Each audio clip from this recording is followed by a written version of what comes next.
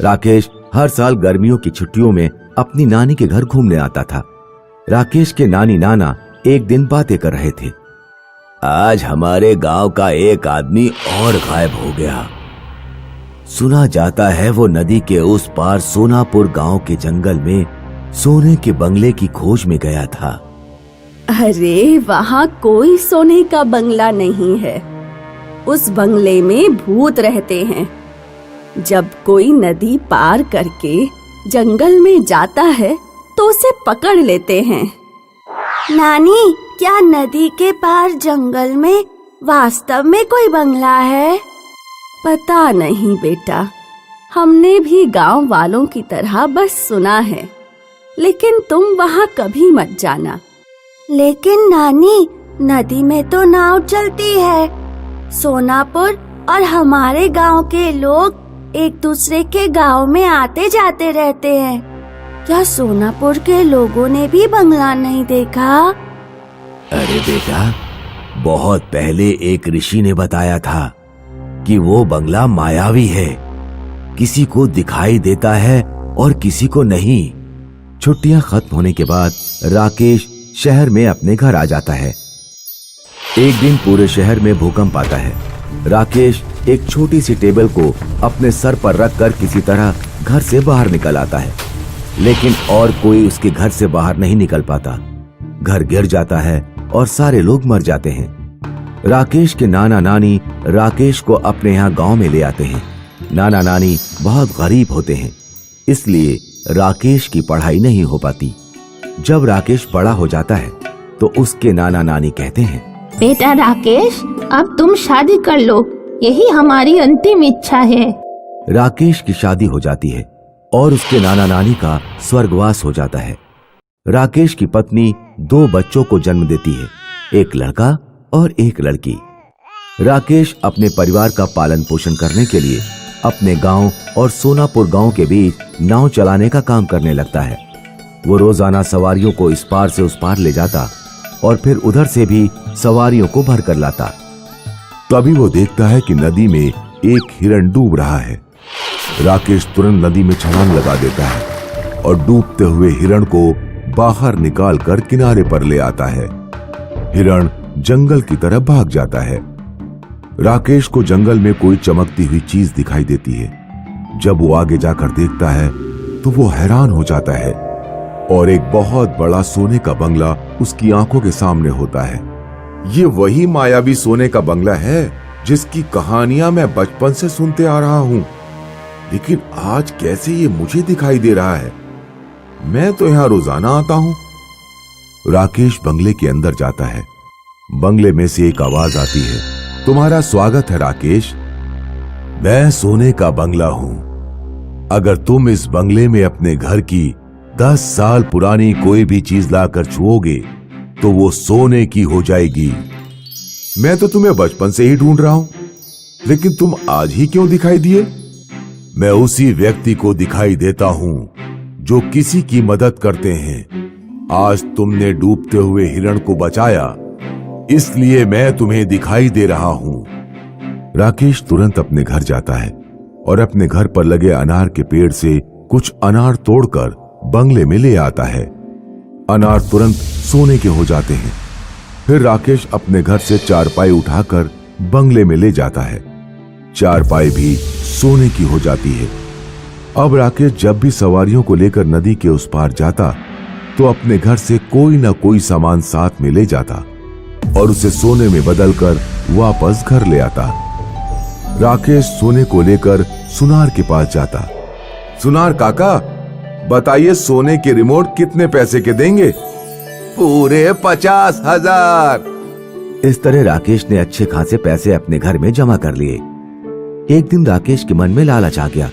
उसने सोने के बंगले वाली बात अपनी पत्नी को बताई और उससे कहा, देख, हमारे घर पर तो 10 साल पुरानी जितनी भी चीजें थीं, मैं उन सबको सोने में बदल चुका हूँ।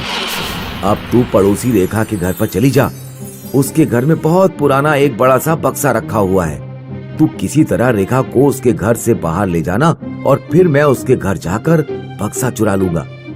अगर वो बक्सा भी मैंने सोने में बदल लिया तो हम माला माल हो जाएंगे और गांव में सबसे बड़ा घर बनाएंगे। राकेश की पत्नी अपनी पड़ोसी रेखा के घर जाती है। अरे रेखा, तुम्हें पता है क्या, बाजार में एक साड़ियों की नई दुकान खुली है। सभी लोग वहाँ से साड़ियाँ लेकर आ रही हैं। आज मैं भी जा रही हूँ, तुम भी मेरे साथ चलो। रेखा राकेश की पत्नी के साथ बाजार चली जाती है। राकेश चुपके से रेखा के घर में घुसता है और बक्सा चुराकर अपने घर रख लेता है। अगले दिन राकेश और उसकी पत्नी बक्सा उठाकर नदी के उस पार महल में ले जाते हैं। जैसे ही वो दोनों बक्से को लेकर बंगले में घुसते हैं, बक्सा तो सोने का नहीं बनता, लेकिन राकेश की पत्नी सोने की बन जाती है और बंगला एकदम से गायब हो जाता है। राकेश रोने लगता है। हे भगवान, ये मेरे साथ क्या हो गया? मेरी पत्नी अब कैसे जिंदा होगी? मैं क्या करूं? तभी एक सांप वहां आता है और राकेश से कहता है, मैं 1000 साल से जिंदा हूँ। तुमने लालच किया और अपने पड़ोसी का बक्सा चुरा लिया, इसलिए बंगला गायब हो गया और दंड के रूप में उसने तुम्हारी पत्नी को सोने का बना दिया। मुझे माफ कर दीजिए, मुझसे बहुत बड़ी गलती हो गई। मुझे लालच नहीं करना चाहिए था। मैं वादा करता हूँ अब जिंदगी में कभी लालच नहीं करूंगा और ये बक्सा भी अपनी पड़ोसी को लौटा दूंगा। फिर सांप राकेश की सोने की पत्नी को असली पत्नी बना देता है। दोस्तों, इस कहानी से हमें यह शिक्षा मिलती है कि हमें अपने जीवन में लालच नहीं करना चाहिए।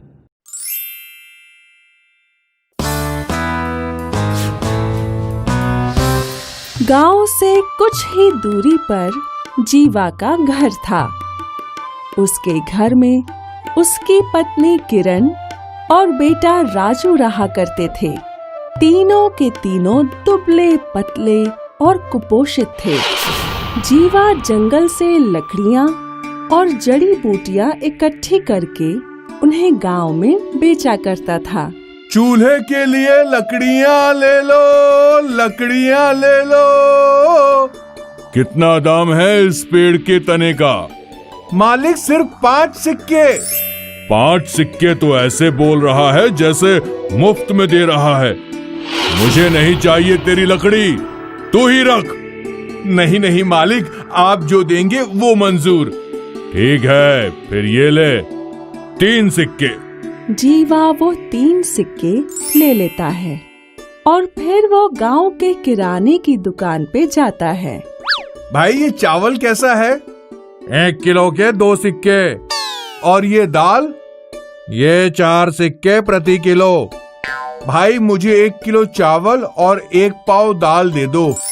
ये लो तुम्हारे हुए 3 सिक्के। जीवा अपने दिन भर की कमाई से सिर्फ थोड़ा सा राशन ही खरीद पाता था।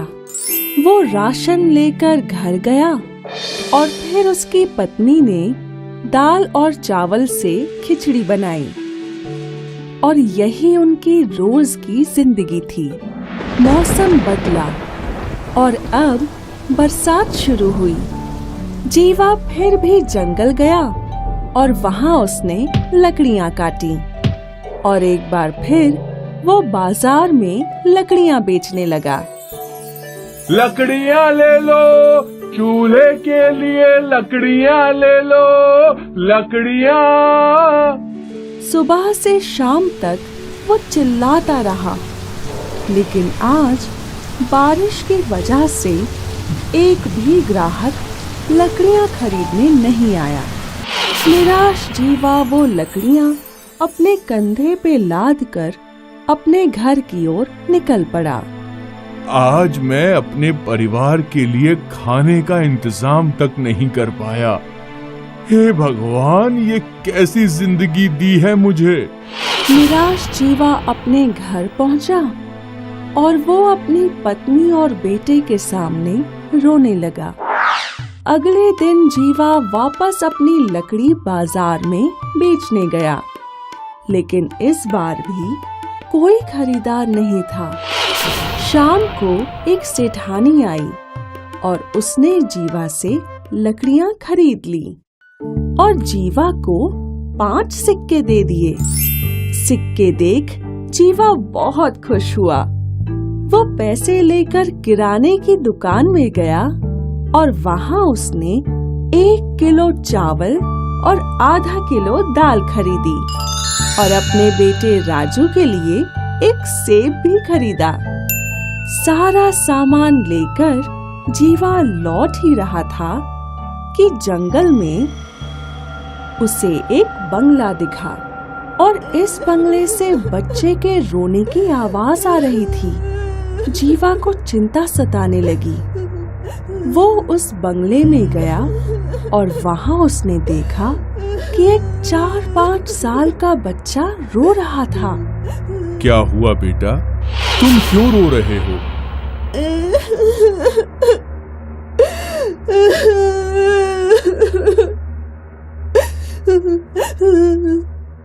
मुझे बहुत भूख लगी है। मैंने 3 दिन से कुछ नहीं खाया। जीवा को उस बच्चे पर दया आ गई और उसने वो सेब उस बच्चे को दिया। बच्चे ने हड़बड़ी में वो सेब खाया। क्या आपके पास और कुछ है? है तो, लेकिन इसे पकाना पड़ेगा। जीवा उस बंगले की रसोई में गया और उसने दाल और चावल से खिचड़ी बनाई। फिर जीवा ने वो खिचड़ी उस नन्हे बच्चे को दी, जिसने बड़े चाव से खिचड़ी खाई। अब मेरा पेट भर गया है। और तभी एक औरत की आत्मा प्रकट हुई। शुक्रिया भैया, आपने मेरे बेटे की भूख मिटाई। मैं इसकी माँ हूँ। इसका मेरे अलावा और कोई नहीं है। 3 दिन पहले मेरी मृत्यु हो गई। तब से ये ऐसा ही भूखा था और मैं इसकी मदद नहीं कर पा रही थी। मतलब अब ये बच्चा अकेला है? हाँ, इसका कोई नहीं है। बहन तुम फिक्र मत करो, मैं इसे अपने साथ ले जाऊंगा और जो मैं खाऊंगा वही इसे भी खिलाऊंगा। भैया, तुम बहुत नेक हो और इसीलिए मैं चाहती हूँ कि तुम और तुम्हारा परिवार इसी बंगले में रहे और तुम्हें कभी खाने की कमी नहीं होगी। ये मैं देख लूंगी। तुम अभी अपने परिवार को यहाँ ले आओ। जीवा खुशी खुशी घर गया और अपने परिवार को लेकर बंगले में लौटा। वो लोग वहां पहुंचे तो उन्होंने देखा कि रसोई का भंडार खाने पीने के सामान से भरा हुआ है। फिर जीवा की पत्नी ने पकवान बनाए और फिर जीवा का परिवार और वो अनाथ बच्चा सब ने साथ में खाना खाया। ये देख उस माँ की आत्मा बहुत खुश थी, क्योंकि उसके अनाथ बेटे को एक परिवार मिल चुका था। इसके बाद जीवा और उसका परिवार उस जादुई बंगले में ही रहे, जहाँ खाने की चीजों की कोई कमी नहीं थी। तो इस कहानी से हमें ये सीख मिलती है कि दूसरों की मदद करने से हमारी मदद भी होती है। हाय, मैं हूँ शाइनी। अगर आप मुझे ऐसे ही देखना चाहते हैं तो इस वीडियो को जरूर शेयर करें और हाँ, इस चैनल को भी सब्सक्राइब करना ना भूलें।